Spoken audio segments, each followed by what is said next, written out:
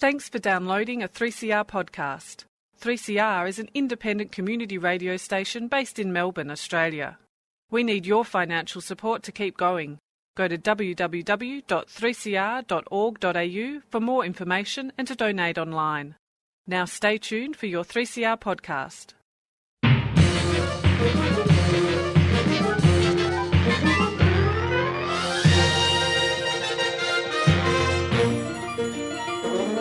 Welcome to another episode of Lost in Science. It is 2018. We are finished our summer series. We are diving right into the science of, I wouldn't call it the future, I'd call it the present. 2018 has become the present. My name is Chris, and this week I am going to talk about a very recent 2018 event, which is the awarding of the Australian of the Year to a quantum physicist, something that I am very excited about, and I'm glad to see that the rest of the community seems to be fairly excited about a physicist hitting the big leagues in that sense. So yeah, I'm going to be talking about Michelle Simmons, our Australian of the Year, what she's done and what she has to say about science in Australia, which is quite interesting. Claire, what have you got for us today? Well, Chris, I don't know if you knew this, probably being the astronomical nerd you are, there was a blue blood supermoon the other day. There was a lot of hype, certainly. There was a lot of hype. There was a full moon and some stuff happened. Yeah. I saw that. Yeah, it was really good. There's some debate about the blue moon aspect of it being in daylight savings apparently ruined the blue moon for Victoria. But anyway. Well, whatever it is, it got me talking to a couple of my girlfriends about how their periods are affected by the full moon. This isn't science yet, but it got me thinking, is there any science that backs up the fact that women get their periods on a full moon? So that's what I'm going to be looking at, the blood moon. Fantastic. Well, thank you, Claire. Stu, what have you got today? Well, I've got some pretty up-to-date news from scientists in China who have successfully managed to clone a primate, which has been done before, but I'll go into a little bit of detail about why this is a more impressive achievement than what they had done previously in the late 90s, actually. But yes, so cloned monkeys. Stay tuned for that barrel of monkey clones. Great. Well, on with the show.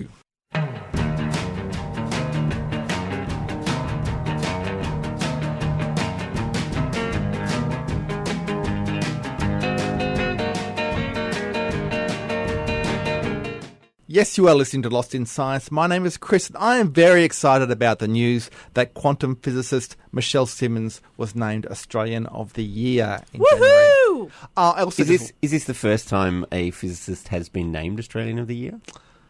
That I'm aware of, except that also coincidentally, Senior Australian of the Year this year was biophysicist Graham Farquhar. So it was a double physicist bill. Double physics whammy for the Australian of the Year. Australians of the Year. We might talk about Graham Farquhar's work on another show, but I want to talk about, our Australian of the Year, Michelle Simmons, and what she has done and what she has to say.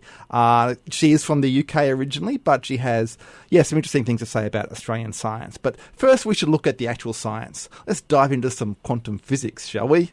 Okay, so Michelle Simmons and her team work at the University of New South Wales, which is leading to building a quantum computer.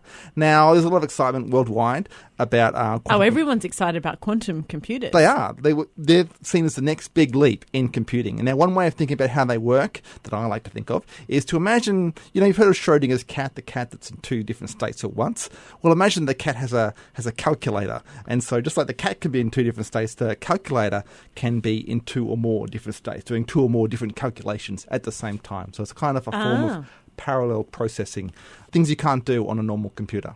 Of course, it's a bit difficult to program something like that. So there's a lot of theoretical work being done on how these things would actually work. But there actually are some websites online where you can have a go at it yourself, just incidentally, if you're interested. I would Google IBM Quantum Experience. They have like cloud quantum computing you can experiment with. What do you mean experiment with cloud quantum computing? I don't know. I haven't had much of a play with it. They've got this weird programming language. It's like a musical score that you have to set things up in. There's no cats and calculators? No cats and calculators. That would be easier, I think. Quantum computers, though, are also quite difficult to build, and there are many groups around the world who are racing to achieve a fully working quantum computer using different technologies. You might have heard people trying to use light, like photonics, to do it. But the team at University of New South Wales are using silicon, which has the advantage of already being the basis for regular computers. So there's a whole manufacturing industry for silicon. And yeah, they are working on that. One of their biggest achievements came in 2012 when they built a transistor out of a single atom. Wow. Now, why is this a big deal? Well, you know what a transistor is, don't you? Yeah, I mean, of course I know what a transistor is. Just give me a refresher. Okay, yeah. A transistor does a few different things. So it's basically, for the purposes of building a computer, it's essentially a type of switch. And so what happens is you can control whether a current is flowing through it or not by applying a voltage to it. Okay, so you can switch it on and off. Now, this is normally done by having a bit of silicon and then you add impurities to it, which is called doping the silicon with extra electrons, or sometimes fewer electrons, and then it can then conduct the current by having this doped material. In this case, they doped it with a single atom of phosphorus. So they had, the actual bit of the transistor had 4 atoms in it, and they replaced one of the atoms with an atom of phosphorus, the silicon atom with an atom of phosphorus. And phosphorus has 1 extra electron in its outer shell than silicon does, and so there's an extra electron to carry the current. But only you can control whether it conducts current or not by applying a voltage. And so essentially what you do is you change, if the voltage matches the energy levels of the phosphorus atom, you can control whether it's conducting the current or not. So essentially you can turn this transistor on and off by applying the right voltage that matches the energy levels of the phosphorus atom. So this is like solid state electronics. That was a huge revolution when they figured, you don't have to have gaseous valves and all these things to have resistance. Yeah. We can do it by having just these lumps of silicon in there.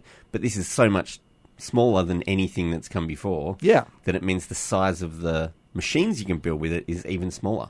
Yeah, well, okay, so apart from the fact we're already dealing with quantum effects, which is the pathway to a quantum computer, it is, the very small as you can get, essentially, for a transistor, which is like a fundamental component of a computer. Now, so I don't know whether you've heard of Moore's law, which is the observation that the computing power has historically been increasing exponentially. And this is because of miniaturization. We're making the parts smaller and smaller, so the computer's been able to we can pack more and more components onto a single chip. And this has been happening, exponentially over the life of computers.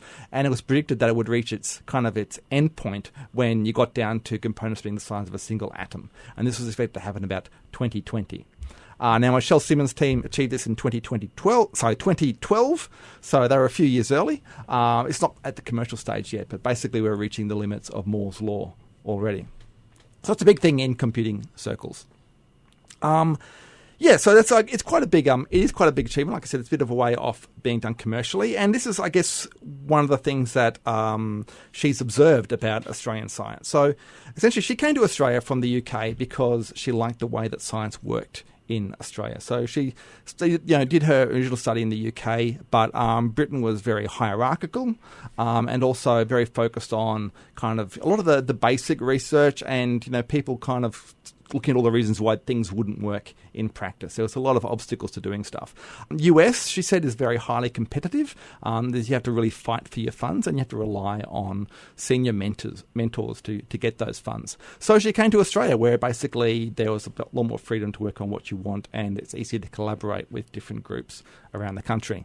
But the challenge is that Australia has its own kind of hang-ups. There's this whole idea of the lucky country and not actually focusing on innovation that much. And she, as a lot of people have said, saying we need to get beyond that. We need to challenge our students, our science students, to actually, with harder science, to make them achieve more. And we need to collaborate more between industry and academia because there's a lot of distrust between those two areas, which is something you need to get beyond if you want to, say, build quantum computers. But, she's working on breaking down those barriers. And, she's a good example for science, education, science achievement in this country. And it is very exciting just on its own that people, everyone seems pretty stoked with the idea of a physicist as Australian of the Year. So, maybe and we do. And a female physicist. And let's be honest. The female physicist Let's is be also honest, good there to have aren't there. that many female physicists out there. There are a lot, but there should be more. Well, Yes. there aren't that many. Yeah. Should be 50-50, let's be honest. There should be 50. Yeah, Yeah, and it's less than 15%. It is. It is like, it's not great, but I don't want to, diminish those that are out there. I'm just saying, there should be more. Clearly, there should be more. Yeah, and it shows that, we appreciate her hard work and the cleverness of Australian physicists.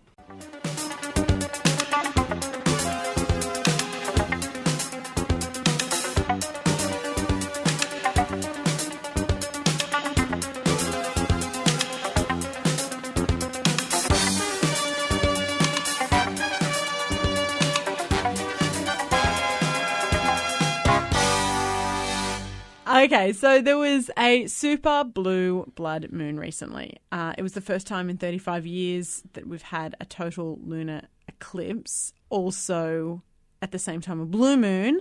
So the second full moon in a calendar month, and also the supermoon, meaning it was closer to the Earth than it normally is, but not that close, right?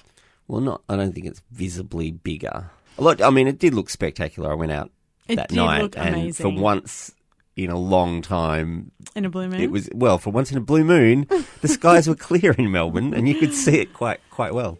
Anyway, all this talk of blood moons had a few of my friends observing to me that, firstly, their periods synced up with the full moon, and secondly, that this super blood moon provided super amounts of blood for them. So, on the surface of things, the idea of this synchronicity between the moon and the female menstruation cycles, it seems to be okay. So the new moon to new moon has a cycle of 29.5 days, and in general, the female menstrual cycle is about 29.5 days, period to period. Mm-hmm. So people think, oh, okay, this must be the reason for why the period is that length. It must be somehow connected to the moon. Why they're synced up somehow. Why they synced up. There's got to be some sort of, otherworldly, magical thing happening here. It's quite odd, though, because among mammals, humans have a very specific cycle, which other animals don't have, which is quite odd for us to have this completely different way of doing it than, women can get pregnant pretty much any time of year. Yeah. Whereas other animals, very limited. Cycle. Yeah, very limited to when they can actually have, get pregnant. I had a lot of questions as well. Like, if the moon is somehow intrinsically linked to fertility and, the synchronicity of female menstrual cycle, then why aren't all the other animals also synced to the moon? Like, why is it just humans? Like, what is the evolutionary advantage to that? If there even is one. Or is it just a fluke? Or is what is actually going on? It's kind of a fluke that the moon perfectly blocks out the sun, and it's kind of a fluke that the Earth perfectly blocks out the sun and has a lunar eclipse as well. So it's like there's some coincidences going on. So I thought I'd have a look at the science. Has anyone actually looked into this? And has anyone actually looked into this? Well, people have. I mean, first of all, I should say there is an assumption that a woman's cycle is the same as the moon. There's 29.5 days of the moon cycle, 29.5 days of the female cycle. However, it's only partly true. Obviously, menstrual cycles aren't the same for every woman, and menstrual flow happens every 21 to 35 days. Actually, menstrual cycles tend to shorten and become more regular as a woman ages. So I guess what I'm trying to say here is what is normal and standard for a menstrual cycle is actually quite a broad range. 21 to 35 days is not 29.5 days exactly. Yeah, and it's nearly it's almost double at the longer extreme than it is at the shorter extreme. Yeah, so this assumption that, oh my gosh, there's this somewhat intrinsic link between the moon, which is always on time, and the female menstrual cycle is not necessarily true. It's only true for some women in the population. Yeah, and the moon doesn't change its cycle. Exactly. It's been doing the same thing. Anyway, with that assumption aside, what about the women who do have 29.5 day cycles? And this is about 28% of women. Are they more likely to have their period on a full moon, as the stories I've heard would suggest?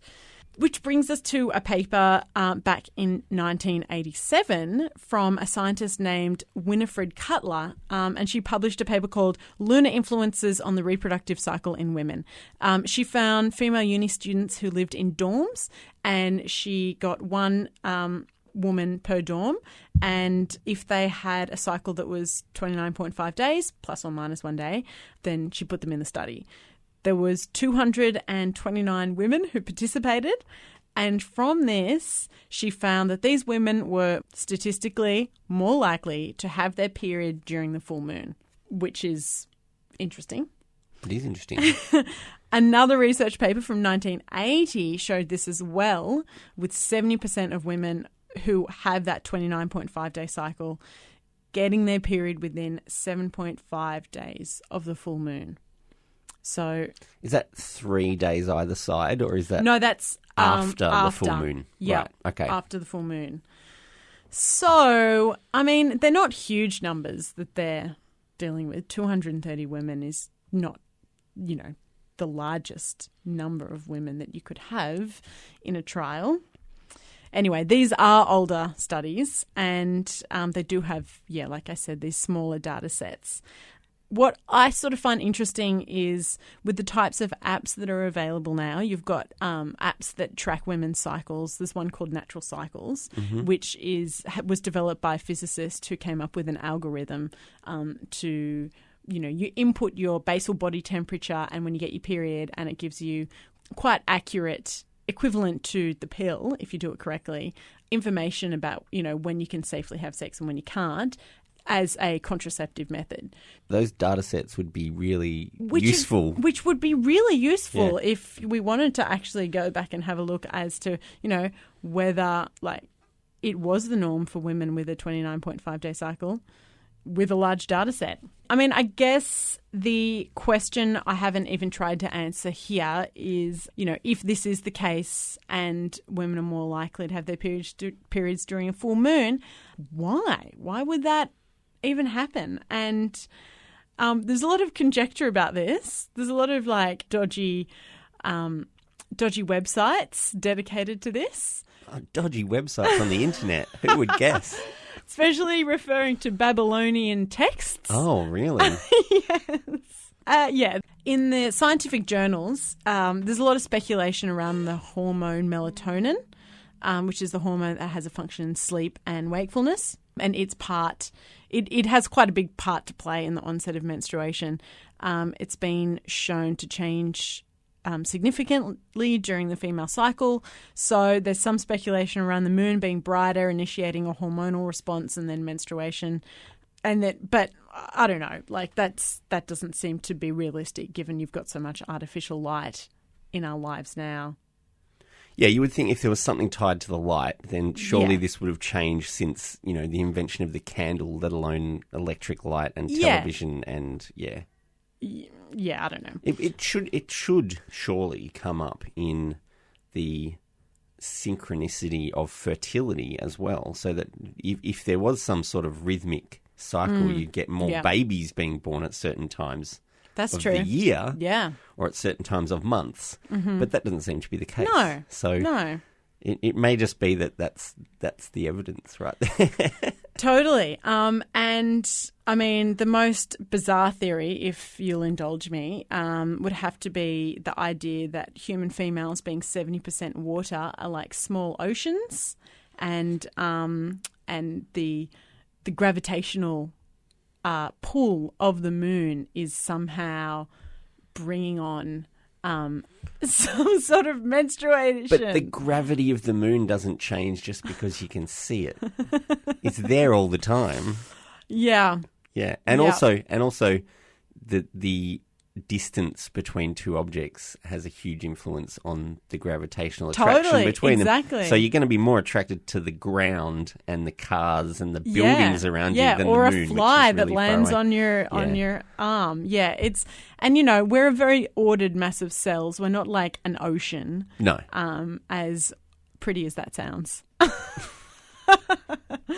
Anyway, I don't want to get too down on the effect of moon on life on this planet. Of course, the moon is an amazing celestial body. It dictates the tides and behaviour of a lot of animals. Fiddler crabs become more active during a full moon. Gerbils. Gerbils? Yes. Become less active during a full moon because they are terrified of predators and are more likely to be eaten by owls. I mean, it is an incredible thing, and I'm really looking forward to what the future research finds and with any potential links with female cycles. But even more so, I think we should really celebrate the moon a little bit more than once in a blue moon. Blue moon, you saw me standing alone, without a dream in my heart, without a love of my own. Blue moon, you knew just what I was there for. You heard me saying a prayer for someone I really could care for. And then there suddenly appeared.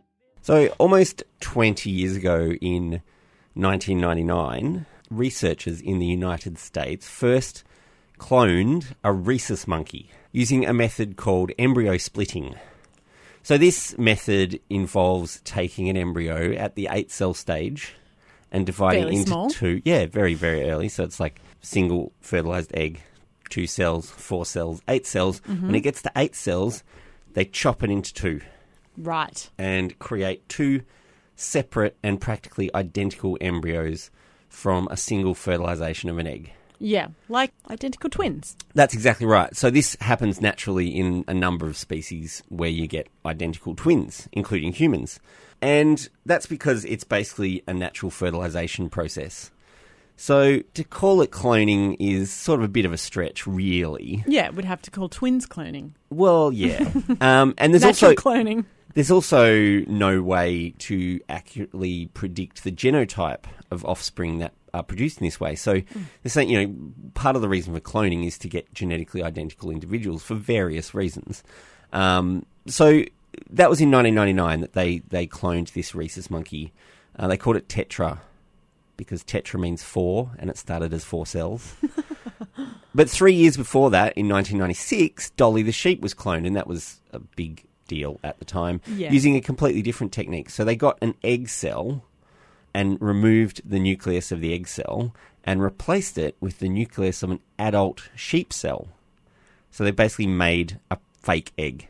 Yeah. I Which- mean, that to me is cloning. That's proper cloning. Yeah. Yeah, it's proper cloning. That's what I would call it anyway. Well, it's one method anyway. I mean, we clone plants all the time and people don't think twice about it. Yeah, that's true. So this process yields an individual that's genetically identical to the source of the adult cell.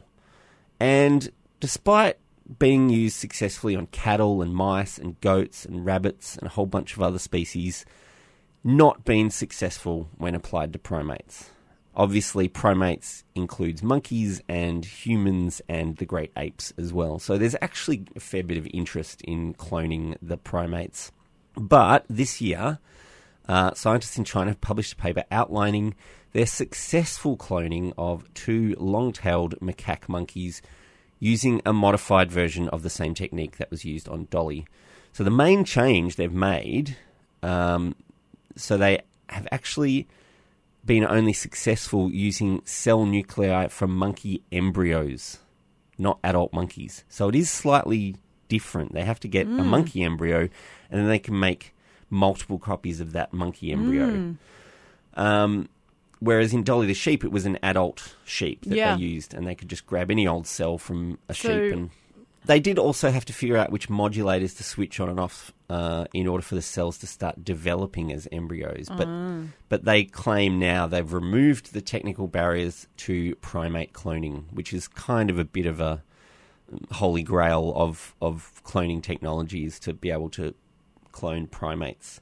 But what they developed the method for was so they can clone lines of monkeys for animal testing of medical procedures and drugs. So 30 to 40,000 monkeys are imported every year into the US alone. That's just the US. Imported? Yeah, they don't have their own monkeys, so they go and collect them from the wild overseas and bring them into the US. They collect them from the wild? Yeah. So as well as the cool. drain on natural populations this causes, the captured monkeys are genetically variable. They're of varied ages. Yeah. They've got a range of confounding factors that if you're going to do any experiments, it's going to actually confuse the results and make it actually harder to see what is going on when you're doing these testing. I mean, mouse lines and things. Yeah, mouse lines and things have been bred for years to be consistently certain kinds of mouse and certain genetic markers and things like that. But in monkeys, if you're just going out and rounding up monkeys in the jungle, you're just going to get whatever monkeys you can catch. So the researchers say they have not developed this technique to pave the way for human cloning in any way. And they don't want to get involved in the obvious ethical issues that would entail if you actually started trying to clone humans with the same methods. They're not really interested. But despite the two cloned macaques who are identical, called Zhongzhong and Huahua, they are developing normally in Shanghai, where they're being looked after, being bottle-fed. But at this stage, the procedure has a very low success rate. They've only had 2 successful births out of a 79 embryos implanted in their experiments. Wow. So it's very, very low strike rate. But they say that they are confident there'll be more cloned monkeys being born in the coming months. So they haven't stopped trying to clone monkeys. But they've only got 2 successes so far, but they're quite confident that they'll get more successes coming out. And they will probably start looking at larger primates at some point in the future at this stage. But, you know, it's not quite Planet of the Apes just yet.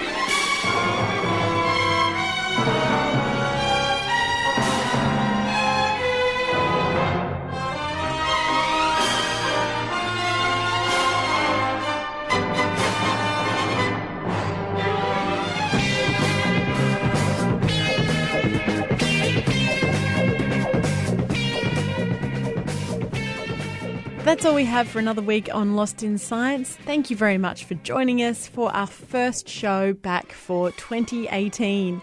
Super moons, super physicists, and super cloning, so to speak. And we really look forward to having you along for the science for another year.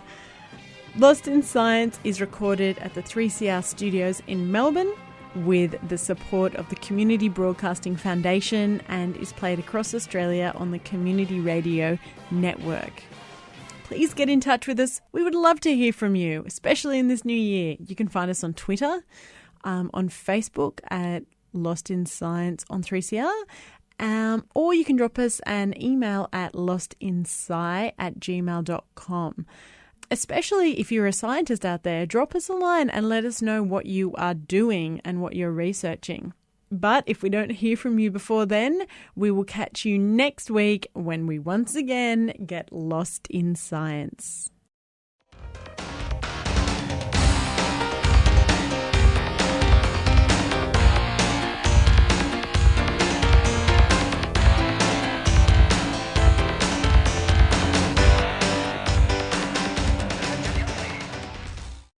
Thanks for listening to a 3CR podcast.